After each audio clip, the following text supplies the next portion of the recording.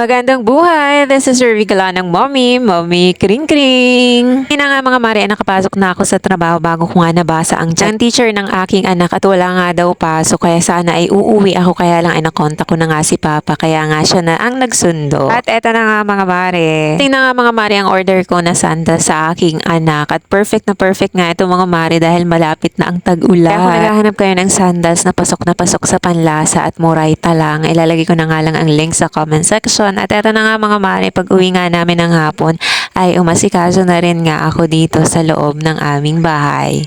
Tamang walis-walis nga lang ang ginawa ko dyan mga mare dahil nga sobrang alikabok na at hindi na nga kaaya-aya sa paa kapag naglalakad. Tuwing hapon nga mga mare kapag ka umuwi kami ay nahihirapan nga akong huminga. Gawa na naman nga siguro nang napapagod na naman nga ang ating katawang lupa. Paano ba ay may straight ko nga yata ang isang linggo na walang absent?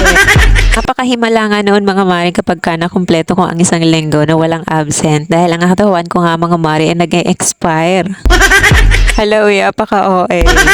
Palagi kasi mga maring hinahanap-hanap ng aking katawan ng absent. Ewan ko ba mga mare, simula nung nagkasakit nga ako, talaga namang hindi ko na nga pinapagod ang aking sarili.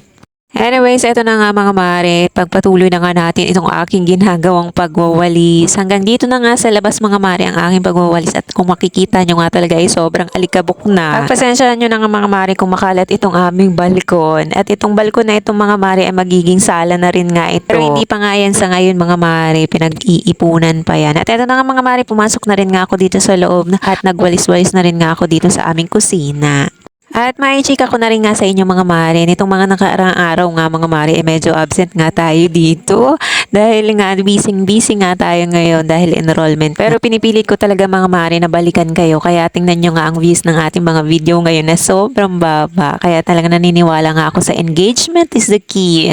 At maiba na nga tayo mga mare, eto na nga mga mare, sana ay magre-refill nga ako dito ng mga laman ng aming condiments bottle. Kaya lang mga mare, ang dudumi na, kaya nga napagdesisyonan ko nga na hugasan nga muna ito.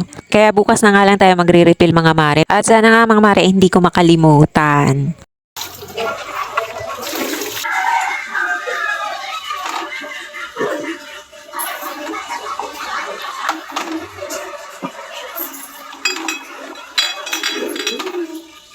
At pagkatapos ko nga mga mare na hugasan ng condiments bottle ay eto nga at nag-aasikaso na rin nga ako para magsaing. At eto nga mga mare, napansin ko nga itong pailaw ko dito na lowbat na at napapadalas na nga ang mabilisang pagka-lowbat niyaan. Kahit nga hindi ko naman ginagamit yan madalas mga mare, ang bilis ngang malowbat. At eto nga mga mare, dahil nga magsasaing na tayo ay hinugasan ko nga muna itong aming kaldero. At pagkatapos ko nga dyan mga mare na maghugas ay nag-aasikaso na rin nga ako para kumuha naman ng bigas at yun naman nga ang ating huhugasan. Hindi madalian ang paghuhugas natin dyan mga mare ha, marami lang talagang cut. Baka kasi sabihin nyo ay ang bilis-bilis kong maghugas. O siya, sige na nga mga mare at napahaba na naman nga ang ating chika. Maraming salamat sa pagsama hanggang dulo at kung di ka pa nakapalo kay Bicola ng Mommy, baka naman. O siya, bye!